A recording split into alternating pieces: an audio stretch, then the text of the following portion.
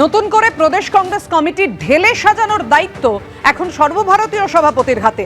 সর্বভারতীয় সভাপতি সিদ্ধান্ত নেবেন কে থাকবেন প্রদেশ কংগ্রেস সভাপতি। কংগ্রেসের সাংগঠনিক নিয়ম অনুযায়ী মল্লিকার্জুন খাড়গে সভাপতি হওয়ার পর সমস্ত প্রদেশ কংগ্রেস কমিটি অস্থায়ীভাবে কাজ চালাচ্ছে। তিনিও পশ্চিমবঙ্গে অস্থায়ী প্রদেশ কংগ্রেস সভাপতি। অধীর রঞ্জন চৌধুরী এমনটাই জানিয়েছেন।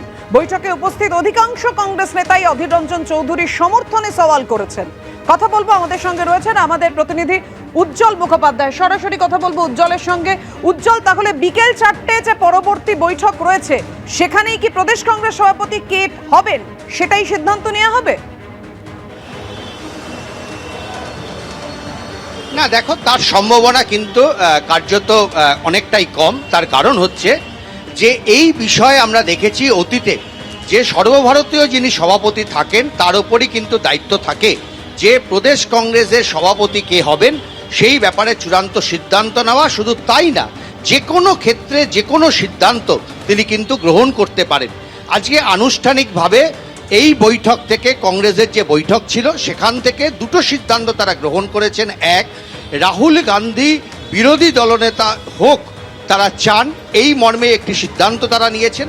এবং একই সঙ্গে তারা সিদ্ধান্ত নিয়েছেন যে সমস্ত প্রদেশ কংগ্রেস কমিটি, যে নতুন কমিটি তৈরি হবে তার দায় এবং দায়িত্ব পুরোটাই কিন্তু খাড়গের ওপরে, অর্থাৎ প্রদেশের সর্বভারতীয় সভাপতির ওপরে সেই দায়িত্ব তারা ন্যস্ত করেছেন। এটাই কিন্তু কংগ্রেসের সাংগঠনিক রীতি। কংগ্রেসের সাংগঠনিক রীতি হলো যখন সর্বভারতীয় ক্ষেত্রে কোনো সভাপতি পরিবর্তন হয়, তিনি কিন্তু যেদিন থেকে তিনি সেই দায়িত্বে আসেন তারপরেই কিন্তু সমস্ত প্রদেশ কংগ্রেস কমিটি সেগুলো ডিসলভ হয়ে যায়, অস্থায়ীভাবে তারা দায়িত্ব সামলান। এবং তারপর যিনি সর্বভারতীয় সভাপতি তিনিই কিন্তু পরবর্তী কোন স্তরে কোন কমিটি তৈরি হবে, প্রদেশ কংগ্রেস কমিটি পরিবর্তন করবেন নাকি তিনিই প্রদেশ কংগ্রেস কমিটি যিনি চালাচ্ছিলেন এতদিন তিনিই সেই দায়িত্ব সামলাবেন, এই ব্যাপারে চূড়ান্ত সিদ্ধান্ত তিনিই গ্রহণ করেন। ঠিক একই রকমভাবে প্রদেশ কংগ্রেস কমিটি নতুন সভাপতি হওয়ার পর সমস্ত জেলার যারা সভাপতি থাকেন সেই পদগুলোও কিন্তু ডিসলভ হয়ে যায় এবং সমস্ত কমিটি কিন্তু ডিসলভ হয়ে যায়, অস্থায়ীভাবে তারা কাজ চালান। এবং নতুন সভাপতি আসার পর তিনি কিন্তু নতুন করে আবার জেলা সভাপতিদেরকে পুনর্নির্বাচিত করতে পারেন অথবা পরিবর্তন করতে পারেন। এটাই হচ্ছে কংগ্রেসের রীতি এবং আজকের বৈঠকে এই সিদ্ধান্তই কিন্তু গ্রহণ করা হয়েছে।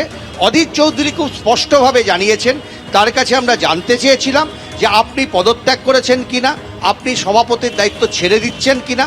তিনি খুব স্পষ্টভাবে জানিয়েছেন যে তিনি অস্থায়ী সভাপতি হিসাবে এতদিন কাজ চালিয়ে আসছেন। গোটা দেশের সমস্ত প্রদেশ কংগ্রেস কমিটির সভাপতি অস্থায়ী সভাপতি, কারণ খাড়গে তিনি সভাপতি হওয়ার পর নির্বাচন প্রক্রিয়া চলে আসে, ফলে কোথাও কোনো রদবদল করা হয়নি। কংগ্রেস এখন সিদ্ধান্ত নিয়েছে আইসিসি স্তরে যে সমস্ত রাজ্যের বেশ কিছু জায়গায় তারা পরিবর্তন করবেন, সাংগঠনিক পরিবর্তন করবেন এবং ঠিক এইভাবেই পশ্চিমবঙ্গের ক্ষেত্রেও সাংগঠনিক পরিবর্তন হবে। সাংগঠনিক পরিবর্তনের পর কে প্রদেশ কংগ্রেস সভাপতি হবেন, অর্থাৎ অধীর চৌধুরী হবেন নাকি অন্য কাউকে দায়িত্ব আনা হবে, সেটা চূড়ান্ত কিন্তু করবেন খাড়গে। তিনি এই বিষয়ে তিনি খুব স্পষ্ট করে জানিয়েছেন।